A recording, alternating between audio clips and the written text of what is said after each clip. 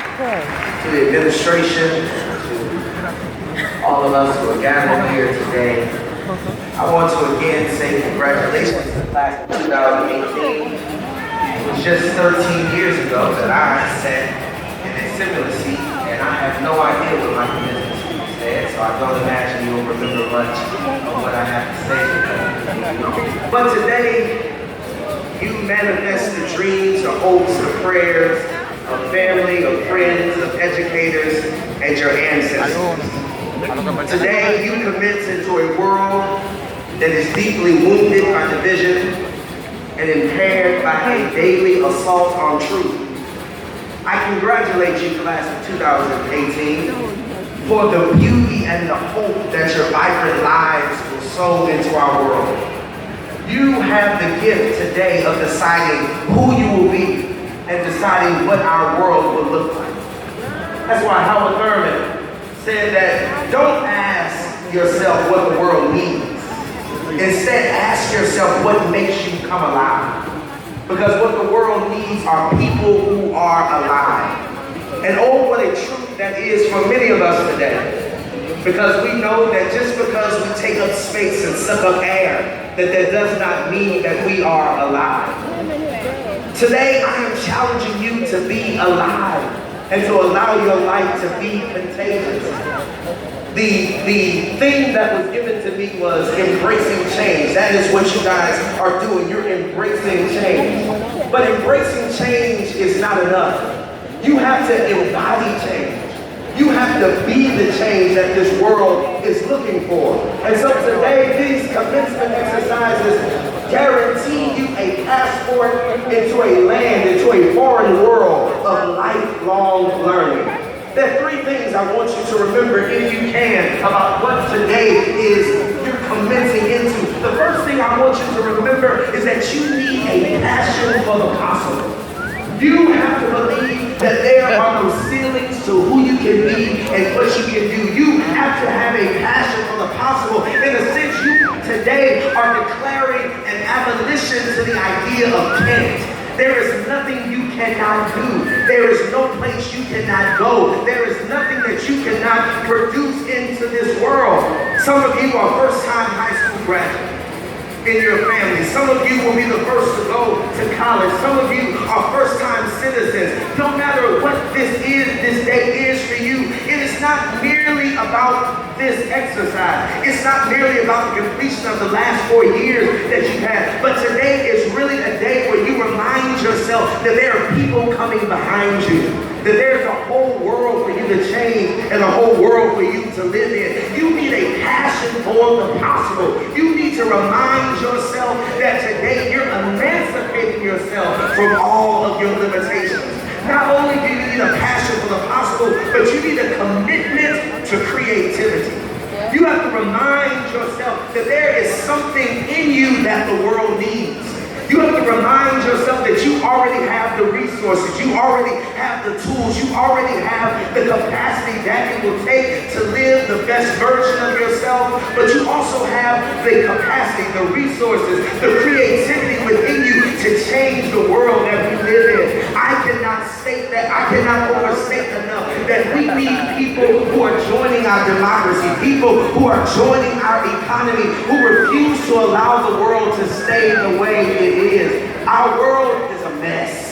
Our communities need help, and you guys are the soldiers. You guys are the warriors. You are the agents of creativity that the world has been waiting for. That's why Maya Angelou said that you can never use up all your creativity, because with creativity, the more you use it, the more of it you have. Use your creativity to shift this world. Use your creativity to remind us that there is nothing that you don't already have to invest in what we need and where we need to go.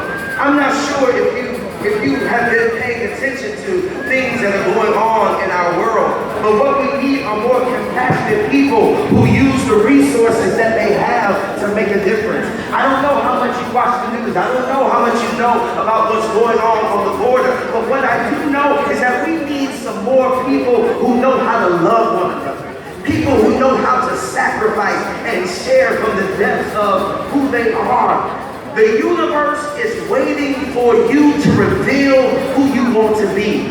And hopefully the person that you want to be is not one that is self-contained, not one that is insulated, not one that only looks in the mirror, but hopefully the people that you want to be are ones who go out and leave an imprint so that Pleasantville is better, and Atlantic City is better, and South Jersey is better, and New Jersey is better, and America is better because you have lived. What a danger and what a tragedy it would be for you to go every day, to breathe, to go every day, to take up space, to go every day and suck up air, and you not leave something behind that makes this world better than it is today.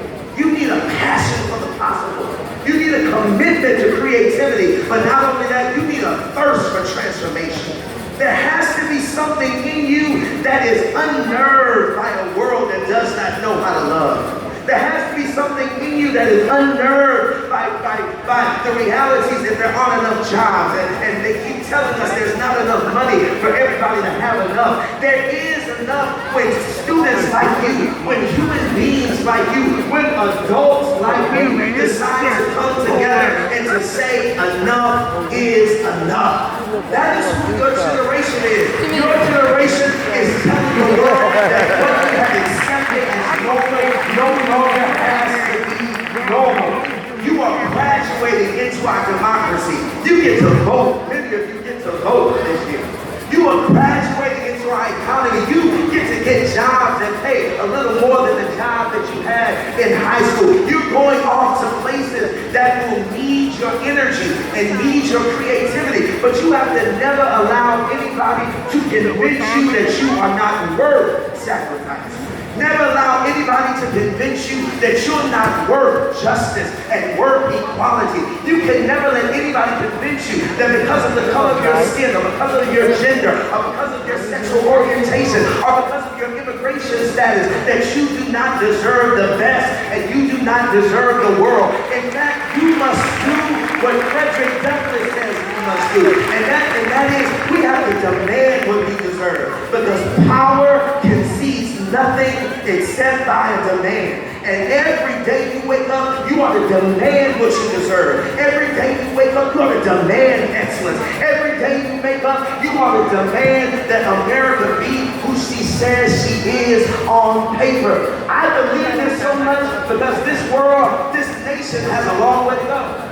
But this nation only gets there when people like you decide to make us who we are supposed to be. A nation of love, a nation of justice, a nation of equality, an economy that is safe for all of us. And this may sound like a lot, but this world is really in your hands. In a real sense, this is a day where we're passing on the torch and telling you to run hard and run strong. And so, have a passion for possible. Have a commitment to creativity. Have a thirst for transformation. Believe that healing and wholeness and transformation and change is possible. It's not simply enough to embrace change. In a world like ours, we need you to be the change. It's not simply enough to accommodate the change. In a world like ours, we need you to demand that change happens so that everyone is safe and everyone is fed and everyone is educated and everyone can get health care. That is the world that we need you to create for us. I'm done, but there is a story I read when I was in grad school. It's a story about something that happens in Poland. It was there during the Nuremberg trials in Poland. A story was told of a woman who was pregnant and she was trying to escape Hitler's Nazi terror. And she found herself, the only place she was able to be safe was a graveyard. A Polish graveyard was the only place where she was able to be safe. And while she was in that graveyard, pregnant, she was living in the middle of a grave and she started to give birth to a child. She could have died in that graveyard. She could have lost all of what she was giving birth to in that graveyard. But there was this ordinary grave digger, this old Polish grave digger who heard her crying from the grave, and he goes to the grave and he helps her to give birth. That excites me, because what it tells me is that even in places that have been designed for death, if you are committed enough, you can bring life in dead places. And so many of us may find ourselves in some dead zones, in some dead places, but because of who you are and what you have, when you have a passion for the possible, a commitment to creativity, and a thirst for transformation, you can bring life in dead places. Class of 2018, don't just embrace change, be the change and bring life in dead places.